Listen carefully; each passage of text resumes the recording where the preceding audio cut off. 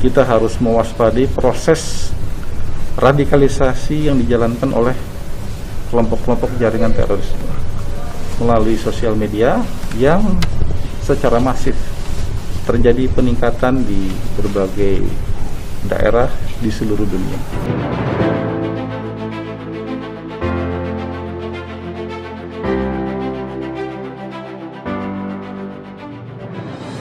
Dalam propaganda yang dilakukan di masa pandemi, terjadinya peningkatan yang cukup signifikan penggunaan sosial media, dikarenakan masyarakat banyak melakukan aktivitas dengan kegiatan isolasi, membatasi kegiatan-kegiatan sosial, dan tentu kita melihat potensi penggunaan dunia maya terjadi peningkatan yang cukup signifikan.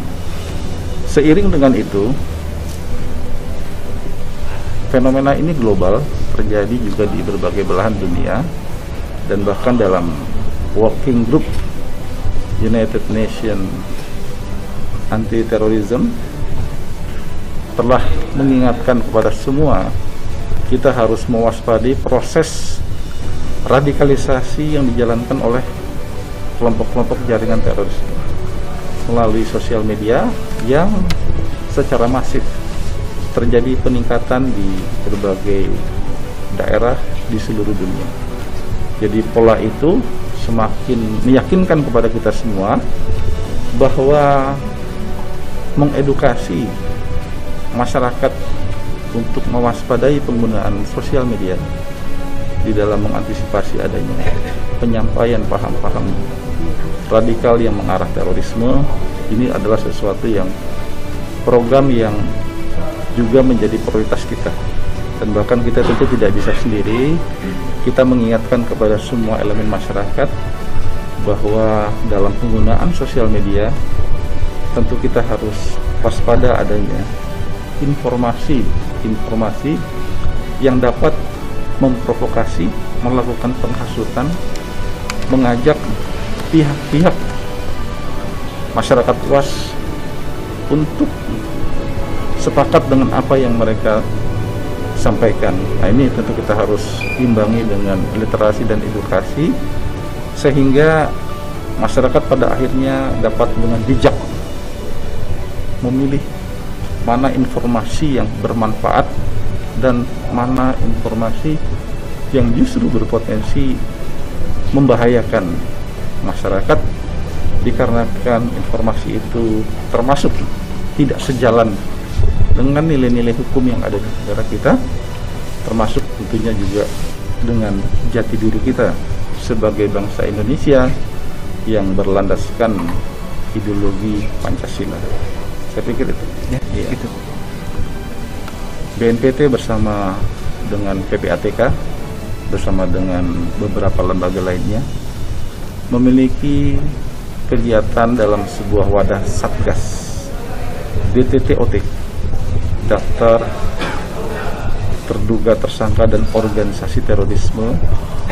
Di dalam misinya adalah termasuk secara proaktif melakukan penelusuran berbagai transaksi keuangan yang nantinya akan disampaikan kepada aparat penegak hukum jika terdapat adanya pengumpulan penggalangan dana masyarakat yang ternyata mengarah dukungan untuk terdukungnya aktivitas yang mengarah terorisme. Jadi dalam konteks ini telah cukup banyak. Saya tidak dapat mengatakan berapa rekening yang sedang ditelusuri karena itu tentu menjadi kewenangan PPATK. Dan dari hasil penelusuran itu lazimnya itu akan disampaikan kepada aparat penegak hukum dan kita menindaklanjutinya dengan melakukan penyelidikan lebih lanjut apakah terdapat fakta terkait dengan adanya aliran dana yang mengarah mendukung aksi terorisme. Maka ketika ada, tentu sangat dimungkinkan terhadap pihak-pihak tertentu dapat dikenakan undang-undang terkait pemberantasan tindak pidana terorisme sebagaimana yang diatur di dalam Undang-Undang Nomor 5 Tahun 2018, termasuk juga tindak pidana pencucian uang terkait dukungan dana yang mengarah untuk mendukung aksi terorisme. Jadi ini sudah ada aturan hukum di negara kita, dan tentunya semua tetap apa yang dilakukan oleh negara senantiasa bersandar kepada hukum yang berlaku. Jadi semua proses dilakukan dengan langkah-langkah hukum secara prosedural dan proporsional.